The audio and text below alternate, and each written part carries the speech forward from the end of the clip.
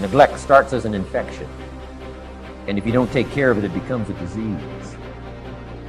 And one neglect leads to another. And the worst of all, when neglect starts, it diminishes our self-worth, our self-confidence, our self-value. It's easy to take the easy option. It's easy to rationalize. If no one around you is living at a high level, no one around you is achieving at the highest level, it might seem okay to take it easy. It's easy to get in a big, average, miserable rut. What's not easy is putting in the work when you don't feel like it. What's not easy is continuing to raise the bar when everyone around you remains the same. Not one's life is ever easy. How did you ever think you were ever going to make any progress? You can make this your time. You can take control of the life you want to live. Have the authority to know what you need to change, to know how to change, and then to take action.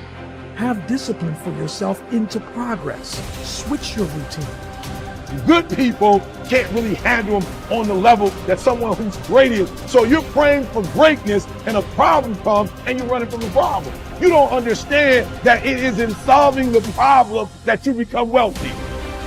You don't understand that when you solve that problem, you solve something that 2 other million people couldn't solve. And so once you solved it, that solving the problem elevated you. There's so much knowledge out there, so much information, so many ways to get better. And we make so many mistakes. We're the product of our mistakes. And oftentimes the lesson is sitting there right in front of our face.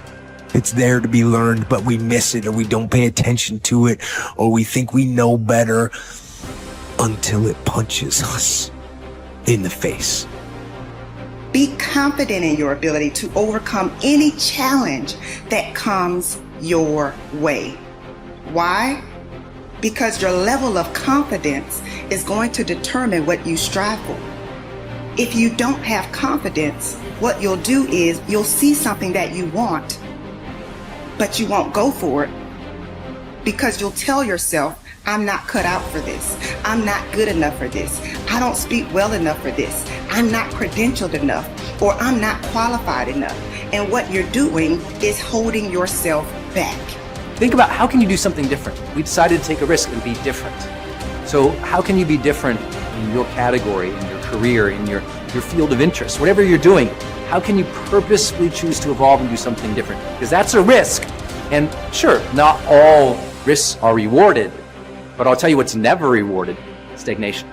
One of the things that we must do is that we must be involved in working on achieving self-mastery. You must work on yourself continuously.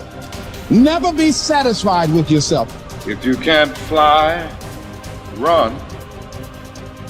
If you can't run, walk. If you can't walk, crawl. But by all means, keep moving. Part of the reason that people go watch anti-heroes and villains is because there's a part of them crying out for the incorporation of the monster within them, which is what gives them strength of character and self-respect, because it's impossible to respect yourself until you grow teeth.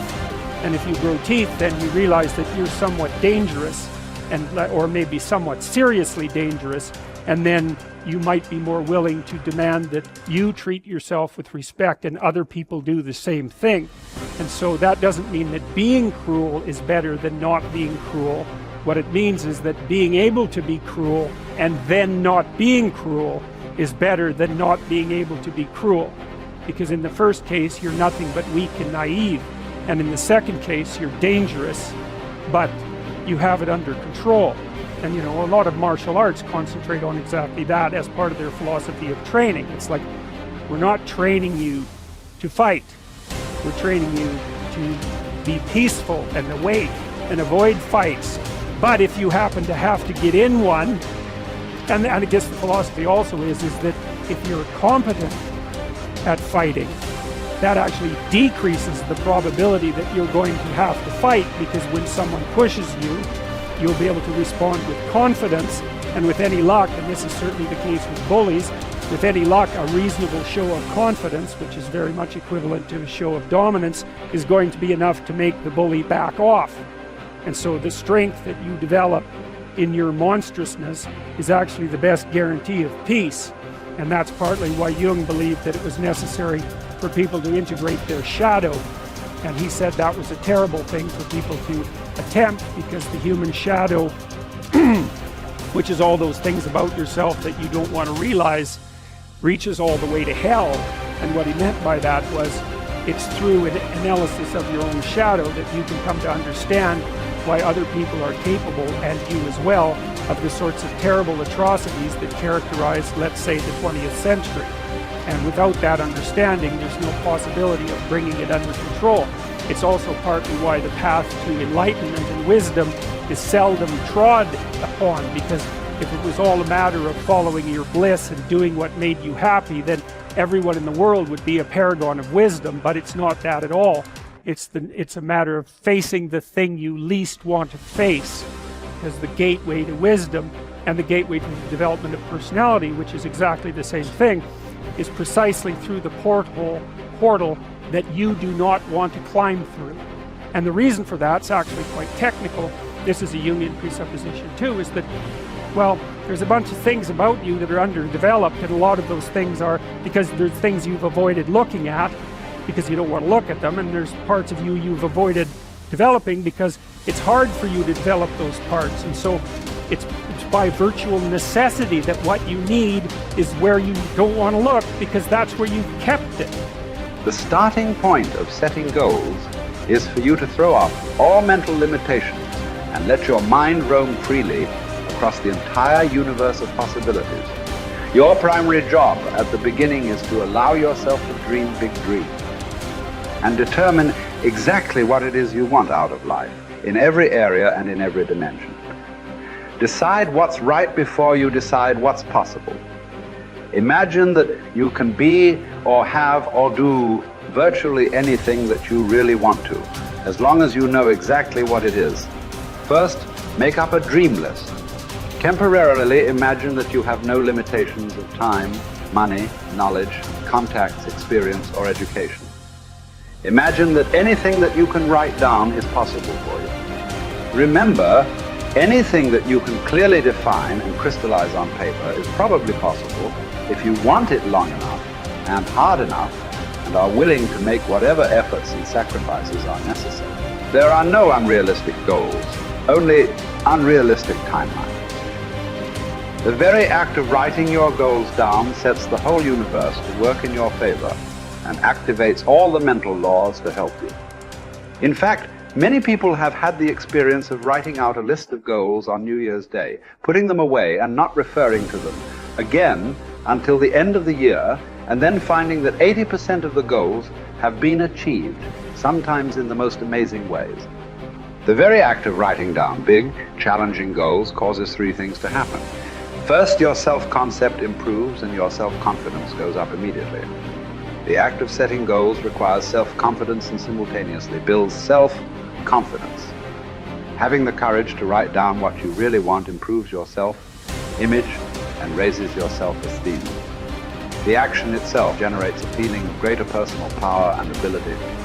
Second, tap into your mental and emotional powers.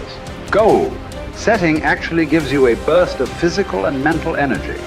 Your heart rate and your respiratory rate speed up. The very act of goal setting is inherently exciting. It sounds a little corny, but someone once said, feeling listless. Make a list, it's true. It's like stepping on the accelerator of your own mental and physical potential. And if you do it every day, the results can be amazing. Third, commit it to paper. The very fact that you have committed a goal to paper dramatically increases the likelihood that you will achieve that goal. Your mind is structured in such a way that you cannot write down a goal clearly on paper without simultaneously having the ability to somehow attain it. The most important question is, how badly do you want it? As soon as you plant the garden, the busy bugs and the noxious weeds are out to take it. And you've got to learn not only to nourish your values, you've got to learn to do battle with your enemies. Whatever threatens you, I'm asking you to threaten it back. Take care of your responsibility, but don't take anything off anybody. Somebody wants to destroy your chances for a good future by their negative talk, negative thinking, putting it all down. I'm telling you, walk away if you have to. Walk away. Whatever threatens you, threaten it back. Whatever threatens your opportunity, threaten it back. Now, some of our enemies are on the outside, but here's the most important thing to understand. Some of our enemies are on the inside. Let me give you a quick list. Indifference. You got to do battle with your own indifference. Boy, it's easy to coast, especially if you've accomplished something, extraordinary. Now, somebody says, I got to relax. Here's the key. Not too long. The weeds will take all you plant if you rest too long. Don't rest too long. Indecision. You got to make those decisions. The ones that don't turn out to be good gives you experience to make better decisions. Don't let much time go by without making some decisions. The ones that you can make quickly, make them quickly. The ones that take time, take your time. But get those decisions made. Don't let indecision be an enemy, rob you of the future, empty your bank account, leave you with zero in the purse. Don't let that happen. The next one is doubt. But I'm asking you not to pick up all those doubts. I'm asking you to have some faith, have some courage, believe. Drive your doubts into a small corner. Don't let them loose like a mad dog. Drive you into a small corner. Don't doubt the future. Don't doubt the possibilities. Here's the most important one of all. Don't doubt yourself. If I've got miracle working power to change my life, so do you. If I've got the ability to change, so do you. If I've got the ability to read, so do you. If I can discover, so can you. If I can grow, you can grow. If I can develop, you can develop. If I can get an invitation like I got 6 years ago, help take something around the world, so can you. If I can stand on this platform, Idaho farm boy raising obscurity, so can you. I'm asking you, don't sell yourself short.